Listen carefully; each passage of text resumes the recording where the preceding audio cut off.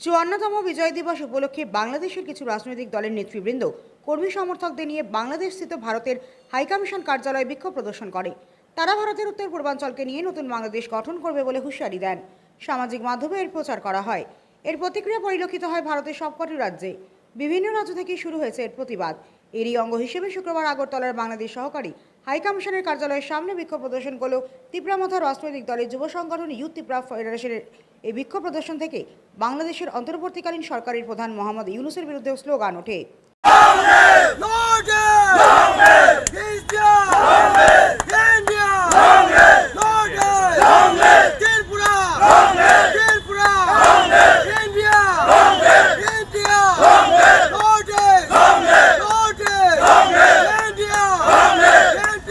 এদিন এই বিক্ষোভ কর্মসূচি প্রসঙ্গে ইউথ ত্রিপুরা ফেডারেশনের সভাপতি সুরজ দেববর্মা বলেন, আগামী ফেব্রুয়ারি মাসে বাংলাদেশের সাধারণ নির্বাচন। এর আগে সে দেশের তত্ত্বাবধায়ক সরকারের প্রধান মোহাম্মদ ইউনূস দাঙ্গার পরিকল্পনায় মেতে উঠেছেন। তাদের কোনো পলিটিক্যাল এজেন্ডাই নেই, কেবল ভারত বিদ্বেষী স্লোগান। যে দেশ 1971 সালে 13 দিনের মাথায় পূর্ব পাকিস্তানকে পাকিস্তান থেকে মুক্ত করে বাংলাদেশ সৃষ্টি করেছিল, তার বিরুদ্ধেই আজ বাংলাদেশের নাগরিকরা হুমকি দিচ্ছে। নর্থ ইস্টকে নিয়ে নতুন বাংলাদেশ করার স্লোগান চলছে। তিনি আরও বলেন, প্রয়োজন হলে আমরা কক্সবাজার ব্রিজকে দখল করে গ্রেটার ত্রিপুরাল্যান্ড গড়ে তুলব। उन लोग का कोई पॉलिटिकल एजेंडा नहीं, क्योंकि आने वाले फरवरी में उन लोग का इलेक्शन है।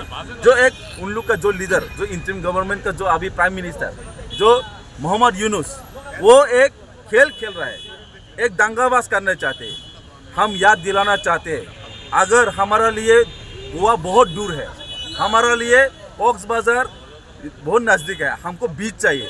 अगर वो लोग सोचते हैं कि नोटिस को लेकर वो लोग एक नया बांग्लादेश बनाएंगे, तो हम लोग भी ग्रेटर त्रिपुरालैंड बना के हमारा ग्रेटर त्रिपुरालैंड बीच बना के ही छोड़ेगा कॉक्स बाजार को। जो उन लोग का हम लोग ऐसा चुप बैठने वाला नहीं है। এদিন ওয়াইটিএফ এর বিক্ষোভ কর্মসূচিকে কেন্দ্র করে রাজধানীর বাংলাদেশ সহকারী হাইকমিশনের কার্যালয়ের সামনে ব্যাপক নিরাপত্তা ব্যবস্থা গ্রহণ করা হয়।